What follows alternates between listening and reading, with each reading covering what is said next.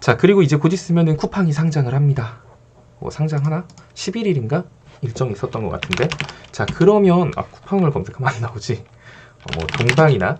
그래서 지금 KCTC나 동방, KTH, 다날 이 쿠팡으로 움직였던 종목들이 요 근래에서 계속 힘을 보여주고 있는 모습이에요. 근데 자, 여러분들은 이제 그걸 아셔야겠죠. 쿠팡이 상장이 된다 치죠.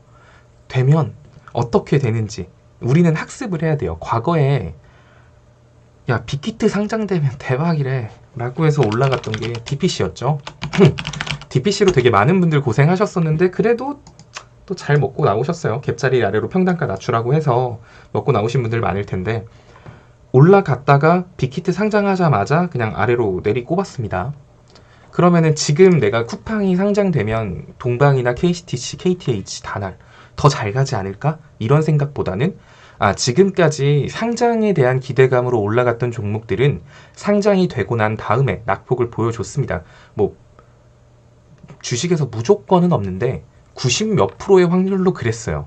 그러면 떨어질 확률이 90 몇 프로, 상장 이후 떨어질 확률이 90 몇 프로, 오를 확률이 10% 미만이라고 한다면 이거를 그 10% 확률을 기대해가지고 막 수익 나도 안 팔고 뭉쓰고 이러면 안 된다는 의미겠죠. 물론 이제 그렇게 생각하시는 분들도 많으실 거예요. 아니 동방 이런 거는 물류지만 KTH나 이런 거 같은 경우는 앞으로의 성장성을 생각해 보면 이거는 쿠팡이 나스닥에 딱 상장을 하고 막 쿠팡이 알려지고 하면 더 올라갈 수 있는 거 아니에요? 막 이렇게 말씀은 하시겠지만 본인이 가치로 접근을 한다라고 하더라도 일단은 테마에 묶여서 같이 움직인 이상 그 테마가 전체적으로 흔들리는데 혼자 올라가는 경우는 거의 없어요. 쉽게 말해서 빅히트 관련주들 막 5개가 있었는데 5개가 다 빠지는데 갑자기 어느 한 놈만 역주행해서 올라가는 경우가 거의 없다라는 거죠. 그러니까 내가 가치 투자로서 정말 쿠팡이 나스닥에 상장을 하고 쿠팡이라는 회사의 그 가치에 나는 믿고 이 회사를 오래 투자하고 싶어. 동방이든 KCTC든 KTH든 다날이든 그렇게 하더라도 적어도 줄 때 팔고 어차피 상장되면 또 떨어지고 다시 가치가 좋다라고 하면 올라갈 테니까 일단 그런 식으로 단기 대응은 꼭 하시기 바랍니다. 언제 파는지가 참 어렵죠. 그리고 메타버스 관련주 같은 경우도 제가 목요일날 영상을 찍었던 것 같아요. M게임 같은 경우도 제가 다음날 단타해도 좋아요 라고 말을 했고 그리고 6%가 올라갔습니다. 시초에 갭 뜨지도 않았죠. 한빛소프트 같은 경우는 10%가 넘게 올라갔어요. 그리고 선익시스템 같은 경우도 15%가 넘게 올라갔습니다. 그러면은 제가 그 메타버스 3개가 금요일날 단타가 가능한 종목이다 라고까지 말씀을 드리고 구간을 잡아 드렸는데 지금 만약에 나중에 저한테 제가 선익시스템을 고점에서 물렸어요. M게임을 고점에서 물렸어요. 이런 말을 하면은 가만두지 않을 거예요. 정말로. 정말로. 진짜. 그리고 메타버스 관련주 같은 경우도 이번에 메타버스가 움직였던 이유가 그 기업 뭐였더라? 나스닥 기업. 그 친구도 상장하는 것 같더라고요. 3월 10일날. 그래서 그 전에 손실이라고 하더라도 저라면은 비중을 줄일 것 같아요. 그러니까 진짜 물어버릴 거고 진짜 물어버리고 싶어요. 진짜 막 그러면은. 근데 분명히 물린 사람 있다. 왜냐면은 시초에 단타로 들어가라 그랬는데 시초에 딱 M게임 단타 가능하겠네요 했더니 시초에 마이너스 1%인 거지. 떨어지잖아. 이거 어떻게 해서 안 사? 그랬는데 막 갑자기 위로 막 우우 올라가니까 여기서 오늘 진짜 가나보다 하고 추격 매수 냅다 하고 빠져가지고 여기 윗꼬리에 지금 대롱대롱 물려 계신 분들도 있을 거고 한빛소프트 선익시스템 똑같아요. 분명히 그런 분들 계실 텐데 물어보지 마요. 진짜 물어보지 마요. 진짜 본인 할 말 없어요. 그냥 본인이 스스로 대응하고 화이팅 하셔야 됩니다. 자, 그리고 이제 그게 있죠. 이제 연준이 보통 시장이 자꾸 미국 국채금리가 올라가니까 이제 보통 연준에서 이렇게 파월 의장이든 막 말을 하잖아요. 여러분 걱정하실 필요 없어요. 국채금리 올라가도 별 상관없고요. 금리 인상 지금 당장 안 할 테니까 걱정 마세요. 라고 이렇게 말이라도 해주면 그거 두고 그쵸? 진짜 뭐 별 걱정 안 해도 되겠죠? 여러분들이 저한테 바라는 거 있잖아요. 그냥 제가 영상이나 글로써 그 종목 괜찮아요 라는 그 말 한마디가 되게 큰 마음의 안식이라면서요. 그런 것처럼 그 연준의 지금 이 시장을 흔들고 있는 이유가 시장 금리 때문인데, 여기에 대해서 안심의 말 한마디 던져주는 그 연준의 말이 이제 FOMC 회의 전까지는 말을 할 수가 없습니다. 그래서 그런 거죠. 뭐 머리로는 금리 인상 안 하는 거 알아요. 그리고 FOMC 회의에서도 막 이제 앞으로 금리 올리겠습니다 이런 말 못 하는 거 다 알아요. 근데 괜히 그냥 불안한 거, 머리로는 알지만 뭔가 그래도 말 한마디 해주면은 좀 좋을 텐데, 약간 이런 거 때문에 시장의 변동성이 생길 수 있을 거예요. 그러니까 다 똑같아요. 여러분들만 그런 게 아니라, 네, 그러니까 이제 카카오톡 무료 체험방 참여 방법 영상 하단에 체험방 링크를 눌러주세요. 오픈 채팅방에 입장해주세요. 참여 코드는 1110입니다. 공지사항을 확인하여 갭교육 영상을 시청해주세요.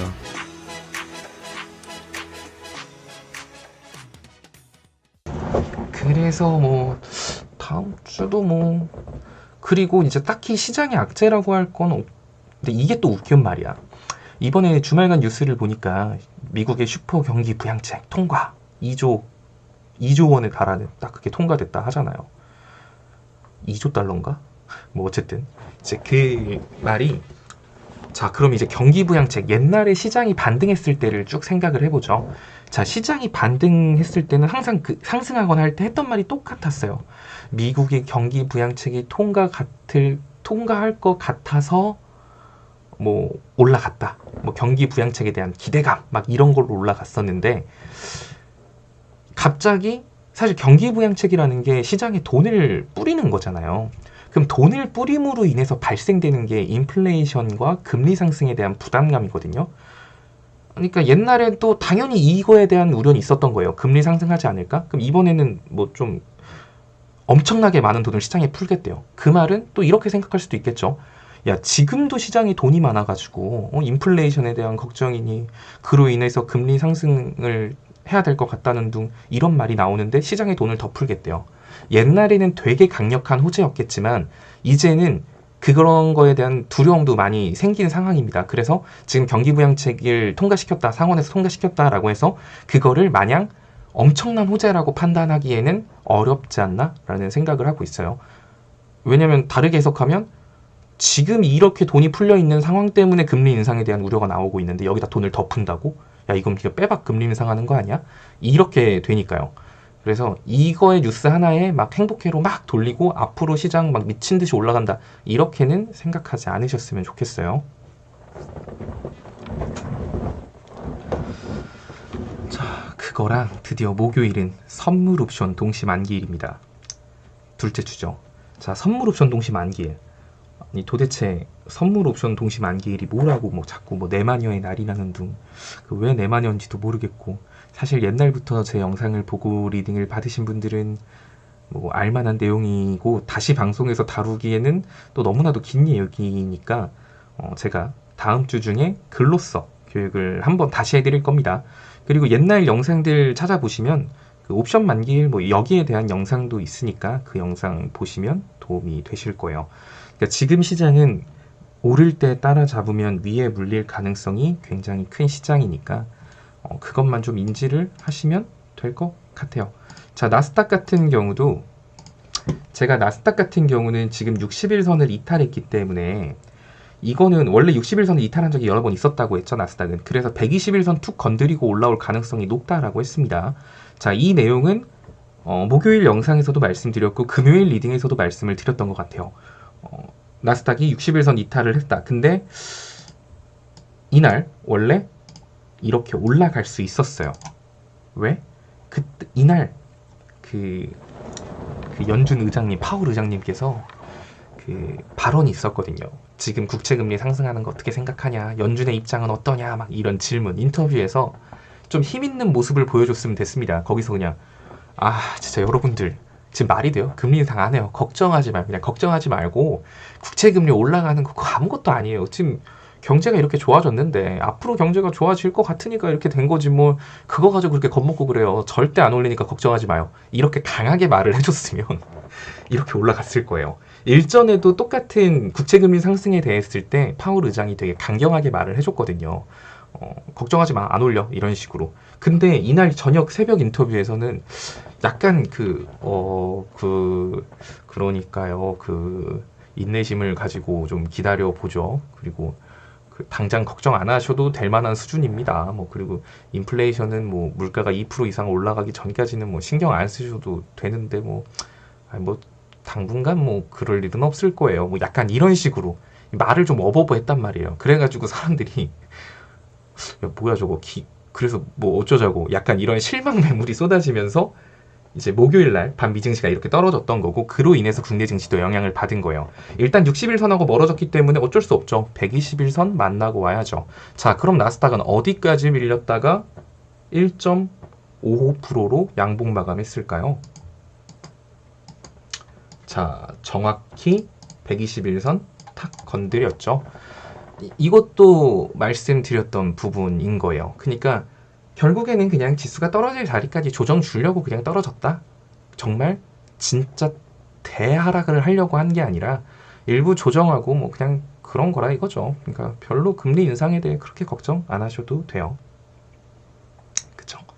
그러니까 이런 걸 보면 너무 뻔히 보이는 거니까 너무 걱정 안 하셔도 됩니다. 여기에서 정말 시장이 박살나려면 뭔가가 터지면 돼요. 근데 뭐가 터질지는 몰라요.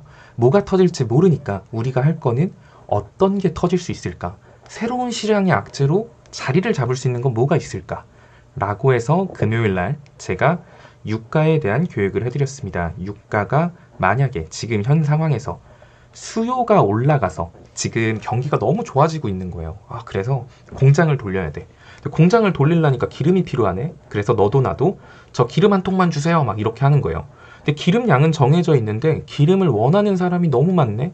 이러면 유가가 상승을 하겠죠. 그래도 문제가 없어요. 왜냐하면 경기가 좋아지는 상태이기 때문에 돈도 많이 벌었는데 뭐 까짓거 기름값 더 주자 이러면서 이제 자연스럽게 유가가 상승하는 게 경기 회복에 좋은 건데 그게 아닌 상태에서 지금 사람들 예전만큼 경기가 좋아졌다라고 느끼지 않을 거고 그렇게 좋아진 것도 아니에요. 그런 상황에서 갑자기 유가가 막 올라간다? 이거는 기름값에 대한 수요가 올라가서 유가가 상승한 게 아니죠. 그죠? 그냥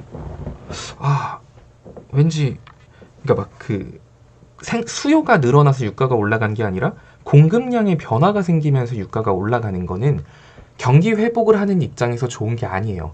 지금 공장 돌리기도 힘든데 딱 이런 상황인데 그래도 조금 숨통 트였으니까 기름 사서 공장이나 좀 돌려야겠다 이러고 있는데 갑자기 기름값이 올라가네. 원자재 가격이 철강 가격이 올라가고 기름 가격이 올라가고 그러면 지금도 죽겠는데요. 공장 돌릴까 말까 지금 고민하고 있었는데 여기서 이제 기본 원자재 가격까지 올라간다고? 요렇게 될 수 있는 거예요. 만약에 시장이 큰 폭으로 그래서 새로운 악재가 등장을 한다라고 하면은 그 경우의 수 중에 하나를 유가의 급등이라고 말씀을 드린 겁니다. 또 유가도 더 올라갔던 것 같아요. 그 주말간에. 일단 유가의 흐름을 좀 유효하게 쳐다보셔야 될 것 같고 이거 말고도 걱정되는 요소들은 되게 여러 가지예요. 어쩔 수 없어요. 주식에 정답은 없기 때문에 되게 다양한 방향을 생각해 보는 거죠. 자, 정말 그럼 미국하고 중국하고 싸우면 어떡하지? 아니면 혹은 이런 문제들이 생기면 어떡하지? 이런 거를 미리 생각을 조금씩 해서 미리미리 좀 준비를 하는 거예요. 그렇게 하시면 되는 거고. 카카오톡 무료 체험방 참여 방법 영상 하단에 체험방 링크를 눌러주세요. 오픈 채팅방에 입장해주세요. 참여 코드는 1110입니다. 공지사항을 확인하여 갭교육 영상을 시청해주세요.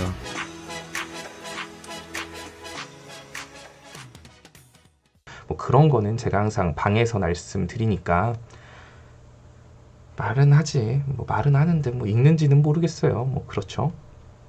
S51 사요? 그 모습을 보통 유가 관련주가 움직이는 거는 그런 게 움직이죠. 홍그석유도 마찬가지고요. 자, 사실 제가 그 유가에 대한 얘기를 해주고 여러분들한테 이때일 거예요.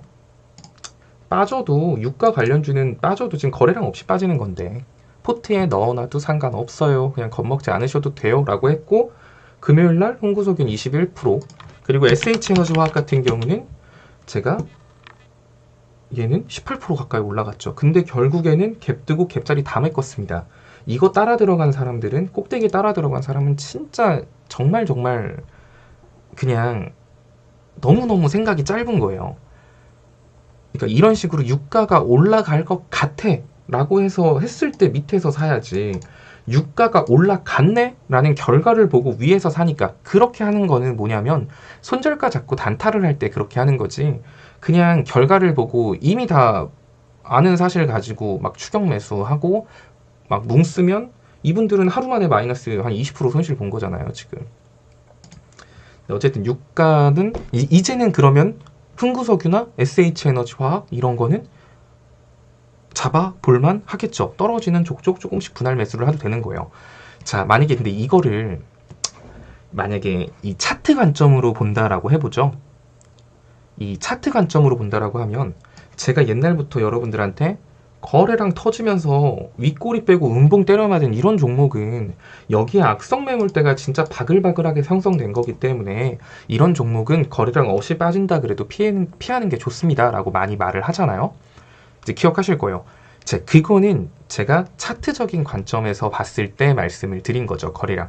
그런데 지금 얘네들 SH에너지화학과 흥구석유, 극동유화 같은 경우는 단순히 차트적인 관점으로 볼 수 있는 게 아닌 시장 이슈랑 엮여 있는 거기 때문에 차트보다 그걸 더 우선시하게 생각을 하는 것 뿐이에요.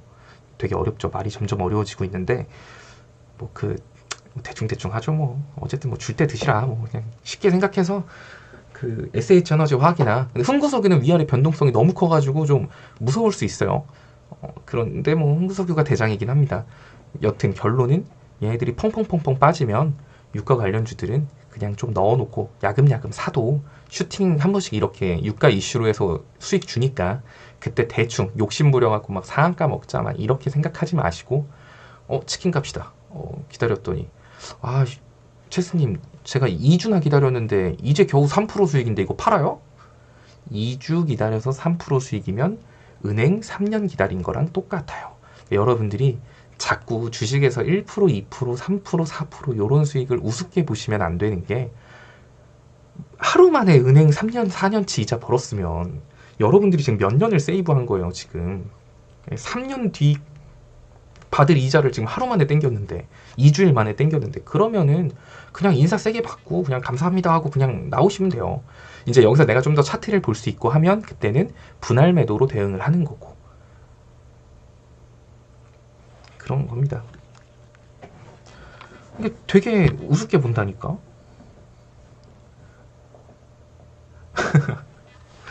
맞아요. 그런 경우도 있어요. 나는 원래 얘 SH에너지화학 한 1,040원 정도에 팔아야겠다 라고 생각을 하고 있었던 거예요. 그래서 1,040여 원에 딱 일부를 걸어놨어요. 근데 일하고 있는데 뭐가 체결됐대. 그래서 봤더니 뭐야 이거 왜 가? 막 더 위로 막 우다다 올라가는 거예요. 남은 거 깜짝 놀라갖고 막 분할 매도를 했어요. 그러면 더 먹는 거고 그런 거예요. 그러니까 그렇게 하시면 됩니다.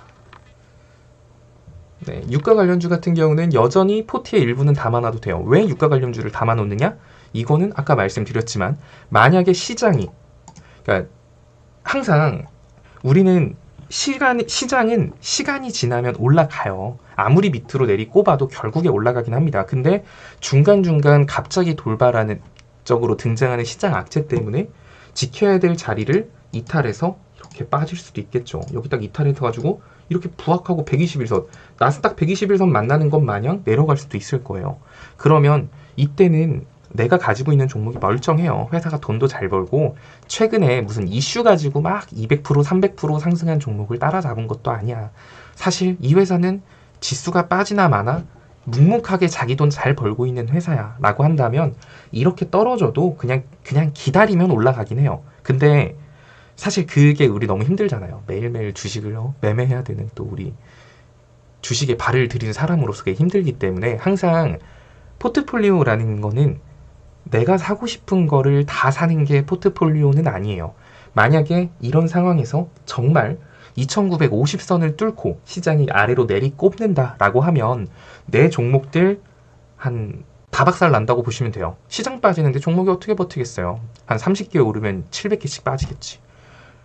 근데 내 종목이 운 좋게 30개에 들어가기 위해서는 시장이 빠졌을 때 올라갈 수 있는 종목을 일부 사놓는 거예요. 어떻게 보면 유가일 수도 있을 거고요. 히토류일 수도 있을 거예요. 시장이 빠지면 히토류나 뭐 유가, 금 관련주들은 위로 막 쭉쭉 올라가겠죠. 하지만 내 다른 종목들은 다 박살이 날 거예요. 자, 그래도 내가 몇 개 가지고 있는 그 리스크 관리 차원에서 놔둔 종목들이 위로 터져주면서 이제 그 수익금 가지고 내가 물려있는 종목들 문제 없는 회사니까 조금씩 추매를 하자. 혹은 지금 시장 아래로 더 빠질 수도 있겠는데 그럼 이 수익금을 그냥 전부 종목들 손절에 써서 현금 비중을 좀 더 만들어 놓고 저점에서 다시 추매를 해야겠다. 뭐 이런 식으로 전략이라도 세울 수 있는 거예요.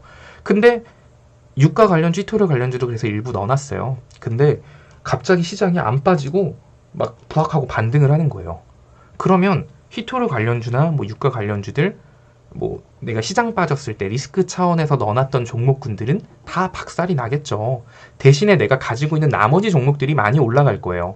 그럼 내가 가지고 있는 나머지 종목들에서 큰 수익을 보기 때문에 그 수익금을 가지고 내가 시장이 빠졌을 때 담아놨던 종목들을 쳐내면 돼요, 그냥.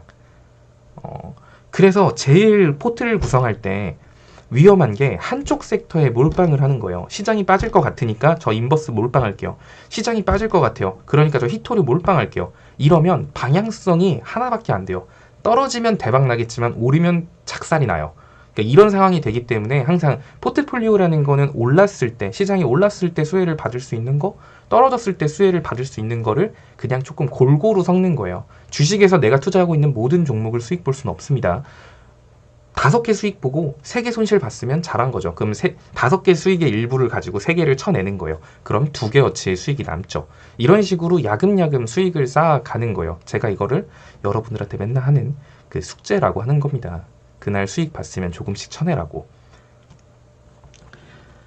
카카오톡 무료 체험방 참여 방법 영상 하단에 체험방 링크를 눌러주세요. 오픈 채팅방에 입장해주세요. 참여 코드는 1110입니다. 공지사항을 확인하여 갭교육 영상을 시청해주세요.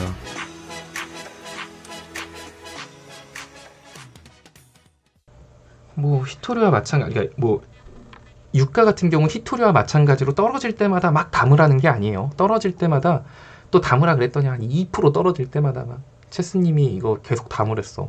일단은 처음에 100만 원만 사야지. 딱 해놓고 3% 떨어졌네. 아 이거 어떡하지? 일단 100만 원 더 사자. 그래 또 떨어졌네. 어떡하지? 100만 원 더 사자. 100만 원 더. 막 2% 3% 떨어질 때마다 막 100만 원씩 냅다 사. 이제 그러면 큰일 나요. 그게 아니라 그냥 적당히 처음 양 나는 한 200만 원어치 담아야겠다 하면은 그거를 쪼개서 첫 진입에 뭐 한 70만 원 그리고 나머지 70만 원, 60만 원은 아래로 많이 빠지면 분할로 담아 놓으면 이쪽 섹터는 힘이 되게 강한 섹터이기 때문에 언제든지 확확 치고 올라오거든요. 그러니까 딱 숫장을 정해놔야 돼요. 빠지는 족족 계속 비중을 늘려나가라는 게 아니에요. 그렇게 다 다를 필요가 없어요. 아니, 그러니까 봐봐요. 그 히토류에서 타자가 넘어갔을 때 예를 들어 이제 더 이상 히토류가 미국을 압박할 수단이 되지 않는다라고 중국이 판단을 하면 그때는 농산물을 건드릴 거예요. 자, 왜 지금 농산물을 못 건드릴까요? 지금 중국이 미국한테 어마어마하게 많은 양의 대두를 수입해 오고 있는데 미국은 그러면은 중국한테 많이 수출을 하고 있기 때문에 미국에 있는 농민들은 사실 땡큐죠. 중국이 많이 수입하기로 했으니까. 근데 여기서 갑자기 중국이 농산물 대두를 건드린다? 라는 거는 그냥 대놓고 싸우자는 거예요. 왜냐면 그냥 양쪽에 경제에 영향을 줄 수 있는 걸 가지고 공격을 한 거잖아요. 이렇게 되면은 진짜 본격적으로 미중 무역 전쟁 2차전이 시작이 되는 겁니다. 그렇기 때문에 지금 대두 관련주들이 그렇게 힘이 좋지 못하고 히토류 관련주에 오히려 힘이 좋은 거예요. 자, 히토류 관련주에 대해서는 왜 히토류가 움직이냐? 중국이 미국한테 수출 안 하겠다고 한 적 없어요. 대놓고 히토류 나 너네한테 안 줄 건데? 수출 안 할 건데? 이게 이렇게 말을 하는 게 아니라 자꾸 돌려가요. 어떤 식으로? 아니 히토류 우리나라 히토류 가격이 너무 똥값이 돼가지고 안 되겠다. 야 이거 우리 중국 내에서 좀 생산량을 좀 줄여볼까? 뭐 이런 식으로 돌려서 지금 미국을 건드리고 있단 말이에요. 그러니까 대놓고 이게 다르게 말하면 생산량을 줄이겠다라는 건 미국한테 주는 수출량도 줄이겠다라는 의미이기 때문에 미국을 직접적으로 공격한 건 아니에요.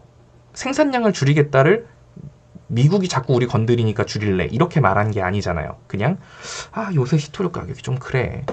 자꾸 너네들끼리 그 치킨 게임 하니까 히토류 가격 떨어지잖아. 생산에 좀 규제를 해야겠다. 뭐 이런 식으로 건드리고 있는 거. 제가 말했죠. 그런데 만약에 대두 수입량을 줄이겠다. 이거는 대놓고 미국을 겨냥해서 공격을 한 거기 때문에 이거는 그때부터는 2차 미중 무역 전쟁 시작. 근데 아까 말한 것처럼 만약에 진짜 이런 상황이 발생된다라고 하면 양국이 그래 니들이 우리를 건드렸다 이거지 하면서 이제 서로가 서로를 또 막 제재를 할 거예요. 이제 그러면 이때 시장이 작살이 나겠죠. 근데 지금은 아까도 말한 것처럼 양국이 완전히 경기가 회복된 게 아니기 때문에 지금 그렇게까지 머리끄댕이 잡고 싸울 가능성은 높지 않다라는 거예요. 자, 그러니까 이걸 이해하세요. 히토류 다음으로 움직임을 보일 수 있는 게 대두 관련주가 아니라 지금 히토류가 이걸 어떻게 쉽게 설명하지? 히토류가 움직이는 건 중국이 미국을 건드려서 히토류가 올라가는 게 아니에요. 그냥 자기가 이렇게 돌려서 깐단 말이지. 이렇게 툭툭.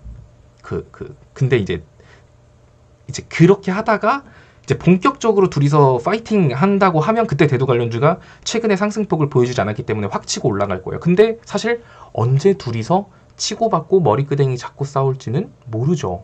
그렇기 때문에 지금 당장 몰빵해 놓고 기다린다? 기다리실 거면 기다리셔도 돼요. 근데 그럴 거면 최스님 언제 올라가요? 라고 물어보시면 안 되겠죠. 그러니까 이런 거는 그냥 조금씩 사놓고 나중에 더 빠지네 하면 조금씩 수량을 늘려간다. 대신 처음에 얼만큼 살지는 미리 정해놓고 그거를 나눠서 산다라는 생각으로 접근을 하시면 됩니다. 또 만약에 저한테 최스님 대두 관련주 언제 올라가요? 이러면은 내가 미국 대통령이면은 뭐 대두 관련주 올리기 위해서 바로 중국하고 싸우겠지만 사실 제가 시진핑이나 바이든 대통령의 그 마음을 알진 못하니까 뭐라고 확답은 못해요. 그쵸? 상호님 말처럼 히토류로 약 올리다가 진짜 빡치면 대두 뭐 요런 걸 수도 있어요. 이런 패턴으로 넘어갈 수도 있는 거고 히토류 갖고 막 약 올리고 있는 거야. 이거 히토류 생산량을 좀 줄여야겠는데 막 이런 식으로 자꾸 미국 심기를 거슬려요. 이때 갑자기 미국이 이제 그렇게 말하면 되는 거죠. 나 사실 이제 우리 미국은 히토류에 대한 문제를 해결했다.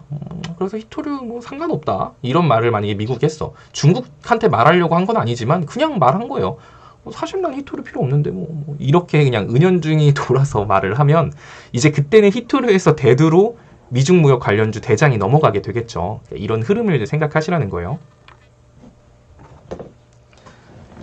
이제 그런 거. 이게 차트를 보는 게 아니라 시황을 생각해서 종목을 보는 거예요. 이런 거는 제가 항상 먼저 말씀드릴 테니까. 카카오톡 무료 체험방 참여 방법 영상 하단에 체험방 링크를 눌러주세요. 오픈 채팅방에 입장해주세요. 참여 코드는 1110입니다. 공지사항을 확인하여 갭 교육 영상을 시청해주세요.